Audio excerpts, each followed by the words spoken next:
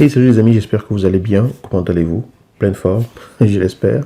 C'est Yannick TM, vous êtes sur Pépite et Graines de Conscience. Alors, je vais partager juste 3 choses que j'ai identifiées et qui peuvent nous permettre d'avoir une vie simplement un peu plus fluide.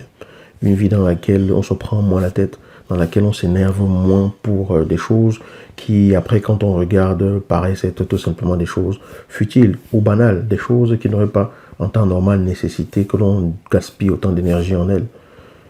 3 choses qui vont permettre à ce que voilà, la vie puisse être un peu plus agréable à vivre, que l'on puisse être moins dans la situation où on se morfond, on se torture, on se prend la tête, etc. Bref, je l'ai déjà dit. La première chose que je pourrais partager avec vous, c'est d'éviter de chercher les coupables partout dans tout ce qui arrive. Il y a des gens qui sont spécialistes dans ça. Moindre petite chose, qui a fait ça? Moins de petites choses, qui en est responsable? Moins de petites choses, c'est toi qui as fait ça, c'est lui qui a fait ça, c'était l'autre, etc. C'est de l'énergie gaspillée. Il y a des situations, bien sûr, il faut identifier les responsables pour agir en conséquence. Mais quand ça emplit votre vie et qu'à chaque niveau, que vous passez une journée et vous cherchez à 15 000 fois dans chaque situation qui était responsable, et la plupart du temps, ce n'est pas vous, bien sûr, vous gaspillez votre énergie.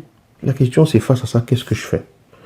C'est clair que savoir qui a déclenché une situation peut permettre de savoir comment se comporter la prochaine fois vis-à-vis de cette personne. Mais lorsque ça devient le point focal de votre stratégie, ce n'est pas forcément toujours efficace. Parce que lorsque trouver le coupable devient absolument la chose indispensable que vous voulez faire, je ne suis pas sûr que ça aide toujours. Ça aide dans beaucoup de cas, mais ça n'aide pas toujours.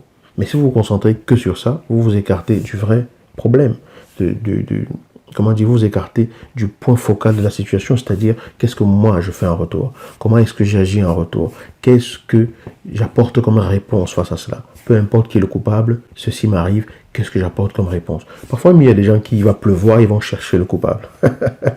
J'exagère un peu, mais vous imaginez que ce que je veux dire en fait, c'est qu'il est important de prendre 100% de la responsabilité, de se dire tout ce qui arrive dans ma vie, la façon dont j'ai réagi, je suis responsable. Point.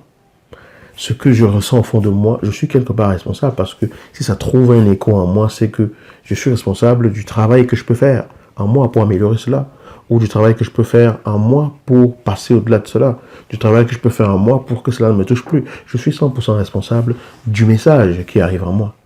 Ça ne veut pas dire que je suis coupable, je suis simplement responsable. Alors, qu'est-ce que cela m'apporte? Donc, arrêtons de toujours chercher les coupables, même lorsqu'on a un pneu crevé sur une autoroute, alors qu'on était enrôlé sur une bouteille, un tesson de bouteille. Arrêtons de chercher les responsables dans la moindre petite chose qui existe et prenons la responsabilité. Lorsque l'on avance avec cette philosophie, cette vision de la vie, on n'est plus là à chercher à l'extérieur ce qui se passe en nous. On prend ce qui arrive en nous, les messages que ce qui se passe à l'extérieur déclenche en nous et on agit.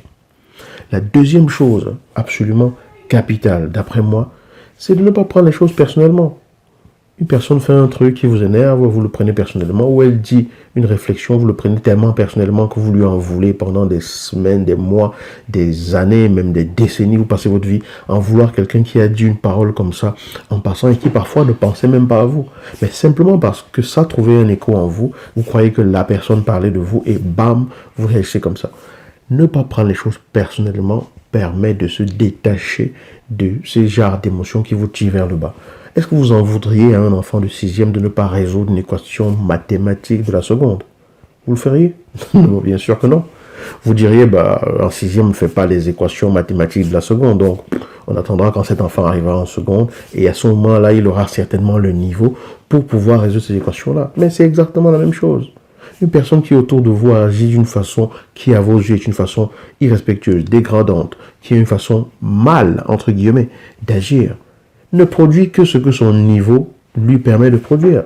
La plus belle femme du monde ne peut donner que ce qu'elle a. Un enfant de 6e donne le niveau de l'enfant de 6e des mathématiques qu'on lui a enseigné à l'école. Sauf si c'est un génie qui est en avance sur son temps, bien sûr, mais ce n'est pas ça la question. Disons simplement que les gens produisent ce que leur état de maturité du moment leur permet de produire. Quelqu'un qui n'a pas encore compris que dans telle ou telle situation, il faudrait peut-être sans se retenir de réagir et prendre du recul, et qui réagit de façon impulsive et vous attaque, ok.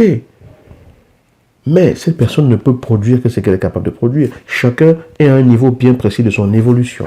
Donc quand je comprends ça, j'arrête de prendre les choses personnellement. J'arrête de dire oui, c'est à cause de moi qu'il a fait ça. C'est parce qu'il voulait me faire du mal qu'il voulait faire ça. Oui, il y a des gens qui vont vous faire des choses dans l'intention de vous faire du mal. Ça, vous ne pouvez pas empêcher ça. Mais c'est leur propre niveau du moment qui leur permet d'agir ainsi. Oui, il y a des gens qui font ça et qui ne changeront jamais. On s'en fout si les gens ne changeront jamais. C'est pas ça la question. Vous n'êtes pas là pour changer les autres, pour transformer le monde entier. Vous êtes là pour vivre une vie pleinement épanouie et fluide. Une vie dans laquelle vous vous sentez à l'aise. Et pour cela, quelqu'un qui montre qu'il vit dans de la poubelle, vous le laissez montrer qu'il vit dans de la poubelle. En restant propre.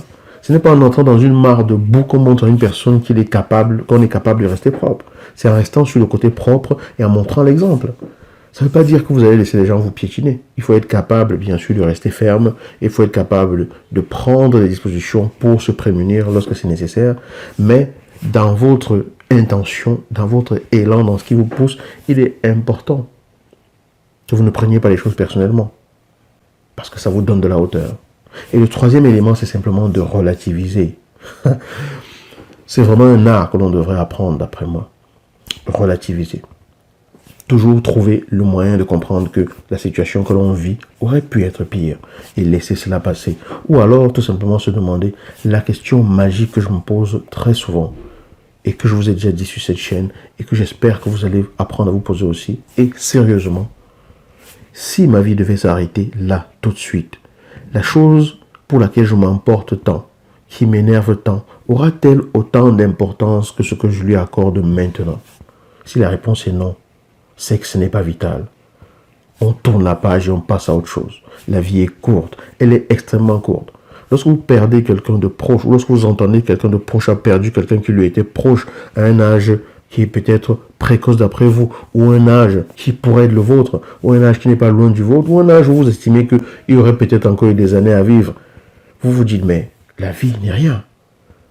Donc, on ne passe pas le temps à se prendre la tête pour des choses que l'on va tout simplement laisser ici en partant derrière soi.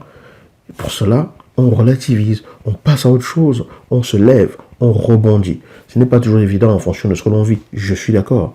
Mais le fait d'avoir cette disposition d'esprit, que l'on se forge avec le temps, que l'on renforce avec le temps, que l'on renforce au gré des épreuves et tout, ça permet de développer cette capacité-là à se tenir au plus près de soi-même lorsqu'il est temps de pouvoir prendre des décisions ultimes pour soi-même. Parce que votre vie, il n'y a personne d'autre que vous qui pouvez la vivre. Mais si vous choisissez de la canaliser dans une direction qui va vous bouffer toute votre énergie et faire que vous allez passer à côté de ce que vous aspirez au fond de vous-même à vivre, alors vous allez souffrir. Donc, ne cherchons plus les coupables partout. Arrêtons de toujours tout prendre personnellement. Relativisons et lâchons prise en nous demandant toujours si c'était la fin pour moi maintenant. Ce à quoi je suis autant accroché, cela aura-t-il l'importance que je lui accorde là tout de suite? Cela est-il aussi vital que cela? Lorsque la réponse est non, ça vous aide à prendre de la hauteur. Ça vous aide à revenir à ce qui est le plus important. Ça vous aide à vous recentrer sur ce pourquoi vous faites vraiment ce que vous faites. Ça vous aide à vous rendre compte que la raison pour laquelle vous prenez la tête tout le temps est vraiment banale. Et à comprendre que il est important de vivre intensément sa vie et pleinement pendant qu'on est en vie. Après, ce n'est plus possible.